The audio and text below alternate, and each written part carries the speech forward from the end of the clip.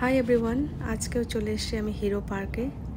এটা হিরো পার্কের একটি মাত্র কোণা, যেখানে দুটো ঝিল আছে ব্রিজের মধ্যে। তো ব্রিজের মধ্যে নয়, মানে ঝিল দুটোর মাঝখানে ব্রিজ। তো খুব সুন্দর একটা পজিটিভ ভাইব, যার জন্য ক্যামেরা আপনি আপ অন হয়ে যায়।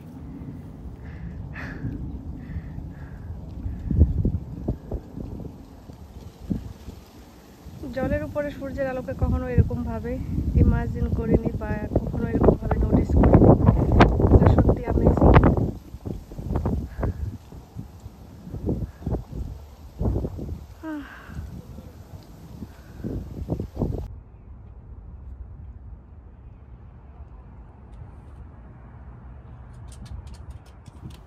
শেয়ার করছি এই মনোরম দৃশ্যটি আপনাদের সবার সাথে।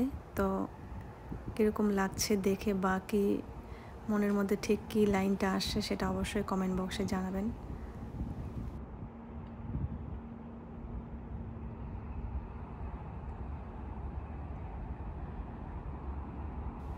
আসলে যতটা সুন্দর আমি বলছি, ঠিক ততটা আমি কিন্তু আমার মনের ভাবটাকে কিন্তু প্রকাশ করতে পারছি না। এখানে খুবই ভালো লাগছে, আর ভালো লাগারই কথা। এত সুন্দর একটা দৃশ্য বলবো না, এত সুন্দর একটি জায়গা। তো এই সময় গাছের সমস্ত পাতা ঝরে পড়েছে, যার জন্য মাঠটা পুরো ছেয়ে গেছে শুকনো পাতা দিয়ে।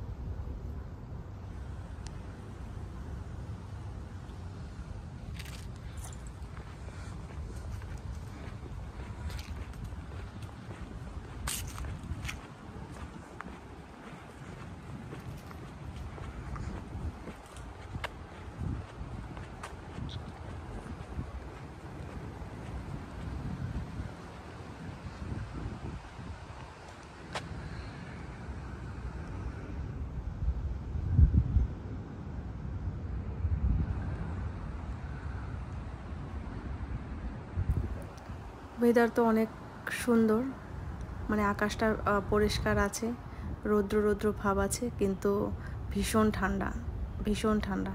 ঠিক যেরকম আমাদের ইন্ডিয়াতে যখন আমরা বাইকে করে কোথাও যাই ঠান্ডার দিনে, বিশেষ করে ডিসেম্বর কিংবা জানুয়ারি মাসে, তো ঠিক বাইকে যাওয়ার সময় যেরকম ঠান্ডা হাওয়াটা গায়ে লাগে, ঠিক সেরকমই ঠান্ডা এখন এখানে হাঁটতে মানে পাওয়া যাচ্ছে। এখন এই সময় এরকমই ঠান্ডা আর কি চলতেছে।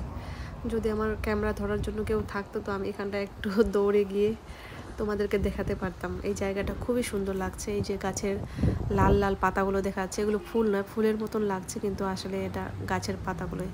একাই হেঁটে বেড়াচ্ছি আর ফটো ক্লিক করছি, এখানে ভিডিও বানাচ্ছি।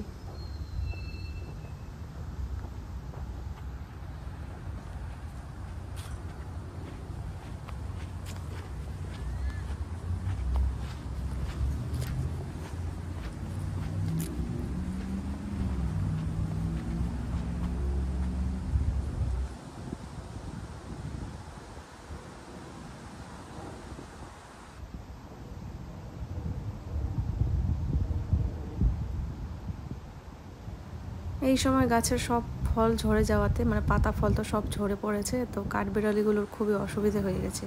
মানে এই পার্কের মধ্যে এত কাঠবিড়ালি, মানে কি বলবো, এই আইল্যান্ডটা কাঠবিড়ালিরই রাজ্য বলা যায়। মানে ভীষণ অনেক কাঠবিড়ালি এখানটায় থাকে। তো তারা খুঁটে খাবারের সন্ধানে এখন কষ্টকর বলা যায় এই সময়টা তাদের জন্য। যতদিন না নতুন পাতা গজাবে বা ফল আসবে গাছে, ততদিন এদের মুশকিলটা এরকমই। অনেকগুলো কাঠবিড়ালি, এগুলো দেখতে খুব মজা লাগে। তারা মানুষের মতনই খায়। এত কাছের থেকে কিন্তু এর আগে কখনো কাঠবিড়ালি দেখিনি আমি।